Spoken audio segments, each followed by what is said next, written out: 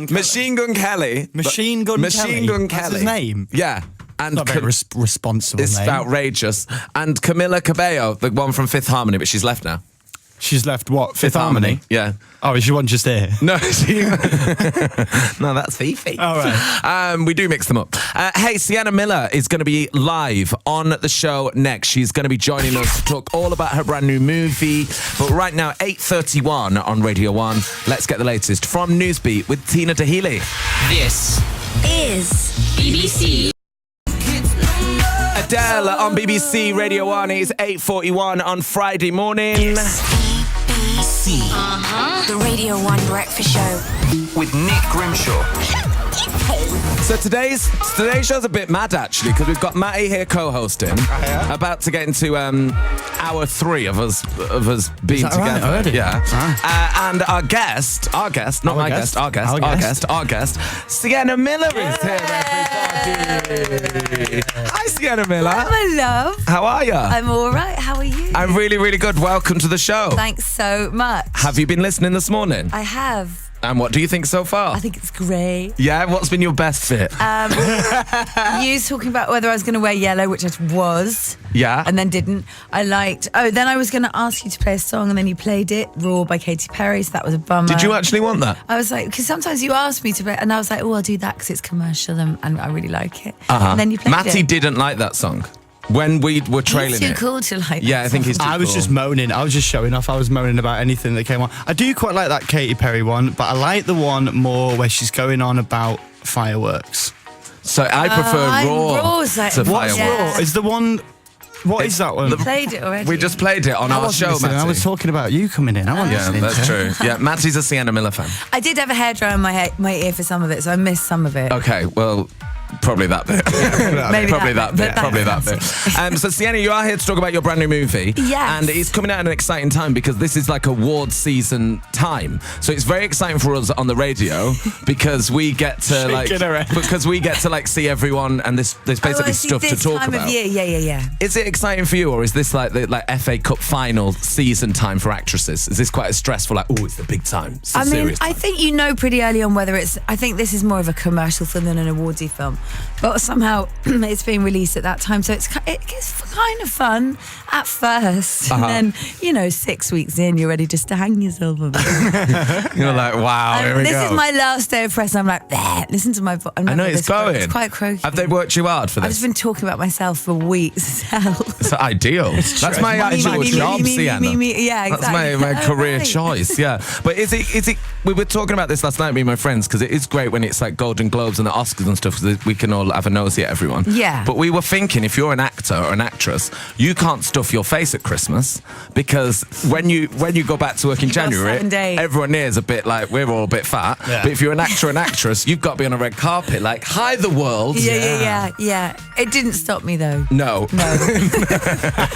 I think I had 8 sandwiches on Boxing Day. We did that thing where they just left a turkey and a ham out. You know what they do? With a bit of mayonnaise and some bread. I swear I had 8 sandwiches. That's incredible. Yeah, it was a Congratulations serious on achievement. That. That's pretty incredible, yeah. And what is it like when you're on these international red carpets, like Golden Globes on Sunday?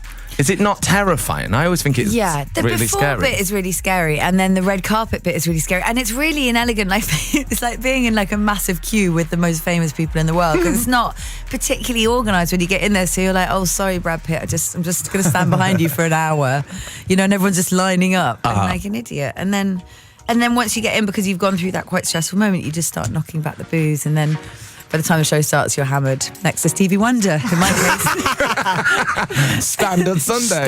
Sunday night. Exactly. Standard. It's so chill, and it's also really, it's basically like playing sardines, that room, because everyone's so squashed in, and you're like bumping. I was like elbowed Kurt Russell in the eye, because his chair was right there. I was like, sorry, Jeff Bridges. Oh my God. Sorry. Knocking over Whoopi Goldberg. Yeah. I've never tripping up Annette Bening. We could do this all day. I have not done the red carpet carpet. Obviously, nothing to the level that you had done it, but I thought that when you do it, it would be aligned with, you know, you get there out of respect because you've done something good. When you get there, it's just loads of blokes shouting at you. Yeah. Like, getting spit everywhere. Over here, look at me. I don't want to look at you. I've come to a posh event. Look at me. So Look at me more like. Exactly. Look at me, I think. I think you mean, who are you? Look at me, if anything. I paid loads for this suit. I love when you go to these things though, because they can be really, really weird, and like weirder for me, I think, because sometimes when I go to those things and you are sat next to someone like off the telly, or in your case, sat next to Stevie Wonder. Stevie Wonder. Yeah. I mean, that's not. At the time, you think, oh, okay, fine, we're here. That's not normal. No, it's not normal. There's not one thing normal about it. No. I then had to present. The first time I went to the Golden Globes, I just had a baby and I was breastfeeding my baby, and Mark Wahlberg hugged me and I lactated on him. I was like, I swear to God, I was excited. I was like, my boobs went. I was like, oh my God. I don't know that he knows. I'm sorry. Sorry, I'm a big fan. On the radio. You got breast milk on Mark Wahlberg. Well, I don't know whether it got through my dress, but it might have got there. Yeah. That is amazing. I know. That was the first time. Actually, second time I got. And then this what was it next time? Did you lactate to anyone this year? I don't remember the first time because it was back in the day. I was a bit of a reprobate. So wasted at the first one, milk on Wahlberg at the second one. How was it this year? This was all right. I mean, by this time I feel like I'm an old hat. It can't get any worse. It actually can't. But I was in like a bit of a huddle because I had to present with Ben Affleck, who I'm in this film with, and I was backstage in this like a little green room. And Meryl Streep was doing her speech and we were watching it on the monitor, and I was sort of glued to it because it was so compelling. And I looked behind me and there's Batman, you know, my mate, Ben Affleck. And then I looked to my left, there's like John Hamm there. And then there's Brad Pitt comes in and I was the ham in the most beautiful sandwich. Oh, that's a nice sandwich. I was just sort of like backing into them all and just, it was heaven. Wow. How was the speech in the room, Meryl Streep? Because of course it's, you know. Well, I was backstage. That's my point. So yeah, I watched it on the dollar. No idea. Good question. Yeah. How was it in the room? No, I wasn't in the room. No, BBC. Radio 1. I've been down so.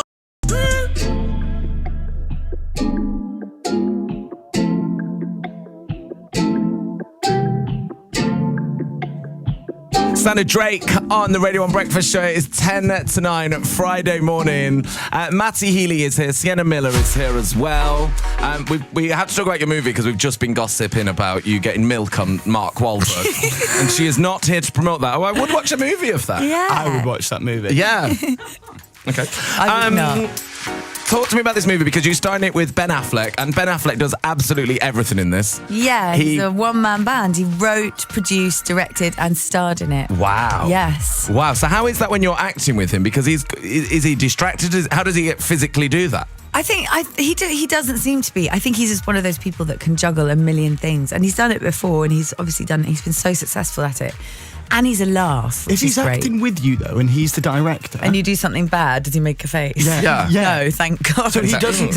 Why did you do that? Direct in the middle. Go. No, sorry, Sienna. So can we cut? Don't do that. He doesn't do that. No, thankfully not, because that would be crippling. Would it? He does. He's quite good. He sort of will do it like 5 times without cutting. And then he'll go to the monitor and watch it and be like, no. Same thing we were talking about with because Leonardo DiCaprio produced it, right? Leo, yeah. Leo. So as if I know him. Yeah, Massey. Yeah, Leo did produce it, yeah. I'm from Leo, yeah. I'm saying, because he's Leonardo DiCaprio, is massive, and I've worked with producers on other stuff, their job is to produce the thing. Yeah. He's not like on set like, Sienna Miller's got no sparkling water left. Trying to sort all the logistics out. The toilet's broken in the trailer, can we fix it, please? Someone sort this out, please, I've got enough going on. No, he just, you'll see him with the Oscars, he'll be like, oh, I heard about the sparkling water. Sorry. Sorry, devastating. Sorry about that, I've got to go and save the planet. I said orange M&M's, Leo. All the logistics the toilet's broken in the trailer, can we fix it, please? Someone sort this out, please, I've got enough going on. No, he just, you'll see him with the Oscars, he'll be like, oh, I heard about the sparkling water. Sorry. Sorry, devastating. Sorry about that, I've got to go and save the planet. I said orange M&M's, Leo. No, he wasn't. I didn't see him on set. Actually, just the enigma as he always is. Yeah, he had a chair. There was a chair, like this mysterious chair put out. You know, you get those posh like the director chair. Sienna Miller, Ben Affleck, and then there was a DiCaprio chair. And I was like, ooh. I got a photo of it. He never showed up. Not when I was on set. I mean, he did. You got a photo of it? Well, I'm a bit. But you're no, Sienna it Miller. didn't really. No. Honestly, though, do you want us to get a picture of it? It was a good lineup. There was Elle Fanning, Zoe Saldana, Chris Cooper, Brendan I Gleeson. love There were that. these chairs. But you're Sienna And I went Miller. behind and I was like, yeah, but I was in there. I was really excited. I love that you're like, ooh. I've got a few chair pictures. Who's on the chairs of you photographed? I've got another photograph chair where it says Channing Tatum, oh my God, Mark Ruffalo, Sienna Miller, and Steve Carell. That's very good. lineup, Do you print these out and like have them? No, okay. They're your Christmas But cards. one day I will, when I'm washed, dried up, shrivelling in Hollywood. I'll be like, I'll dig out the chair photo. Near a chair that Leonardo DiCaprio never sat on. That's a hell of a lineup. Hey, I do have a weird chair story actually about a movie star. Of course you do. Weirdly, it just broke it. Eddie Redmayne came on the show. And Eddie Redmayne could not be more famous and more successful at the moment, huge actor. And he came in and he was like, "Wow, me and my wife love Radio 1." And I thought, oh, he's just saying that to be nice to me. Yeah. And then he knew the ins and outs of Radio 1. So anyway, we had our pitch taken over there. I'm about to say bye to him, and he said, "Oh, before I leave, can I take a picture of your chair?" Now your chairs had their names on. Yeah. That's just like a bit Does of a your crappy chair have office its chair. name on? So Eddie Just Redmayne a has a chair. picture of just a chair. He's probably going to be playing That a you chair sat in his next in. film or something, though, isn't he? You'll find out that that'll be the story of Eames or something. He like based that. his chair on you. Eddie Redmayne is Chair. Chair. Eddie Redmayne in. Chair. Didn't you have to do weird stuff like that at drama school though, like pretend to be a tree and sniff a lemon and stuff? Yeah. I went to a weird one in New York. I basically didn't want to go, but I went because I wanted to live in New York. So I went to drama school, and it was method acting. It's actually this very famous old school where Marlon Brando went there and James Dean, and that's so everyone's dressed as like a Marlon Brando type or a Marilyn Monroe. They all went. Is there. that not annoying when It you was get there? really annoying. Except I didn't dress up like that. Until I day and two. the first class I walked into, the people are like sitting back in chairs going blah, blah, and they're doing these like relaxing warm-ups, and then they make you try to sniff a lemon for 4 hours. A lemon that isn't there. An imaginary lemon. But There's what a lemon exercise. It's sense memory to try and so that you can access your senses. I don't do it now. So there's no lemon. There's You're no lemon, pretending but to after sniff a 4 lemon. hours, there is a lemon.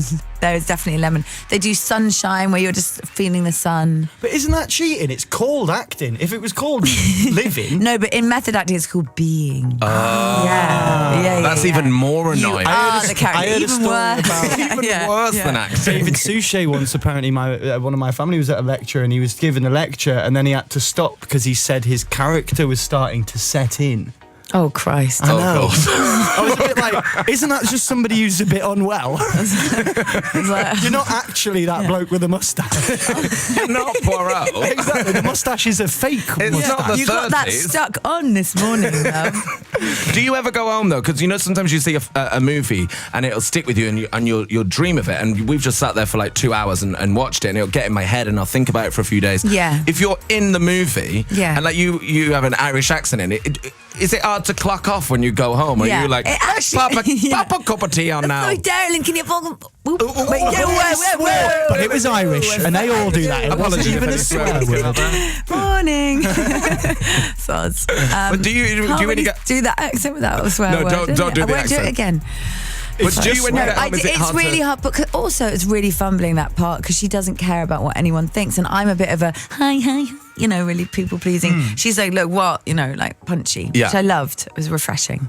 So then I liked being her. So then I just was in that all day. Then Ben started speaking with my Irish accent. Then the DP started speaking. The Irish accent spread like wildfire, and just everyone was spread like, top of the and morning to you. But in a It's film going where you're well. like on screen, like Factory Girl, for example, where you're That like, got under my skin a bit. Yeah, it was 'cause you quite were fun just- being Edie Cedric. oh, I bet it was. Yeah. But She had you a laugh, really didn't did. For a few months after as well. Not in a methody way, but would you? No, it was a method. It was quite methody. I couldn't help it because I became obsessed with it, and I'd met all the people that were alive in the factory. I'd researched it for about a year and hung out with all the who are the crazies and the amazing people. But and Guy Pearce was Andy Warhol, and he wasn't breaking it, so we'd have phone calls as them. It got a really? bit dark. Yeah. Wow, Little that's bit. mad, that isn't it? But it is mad, but Literally then I mad, kind of yes. understand it because how do you if you're wanting to be really genuine in your portrayal of somebody else, Yeah. then you have to lose a certain sense of who you are, surely. Yeah. I wouldn't be doing that. That's the ultimate goal. No, it confused. can mess up your head a little bit without sounding pretentious. But my kid banned the Irish accent in the house. She's like, you can be her once you get in the car. I was trying to. She was like 3 at the time. I was like, hello, my little sugar. She was like, Mum, stop it. I'm trying to read bedtime stories in the voice. No, we do not like it. Right, we're gonna have more from Sienna after JP Cooper. BBC. BBC Radio 1.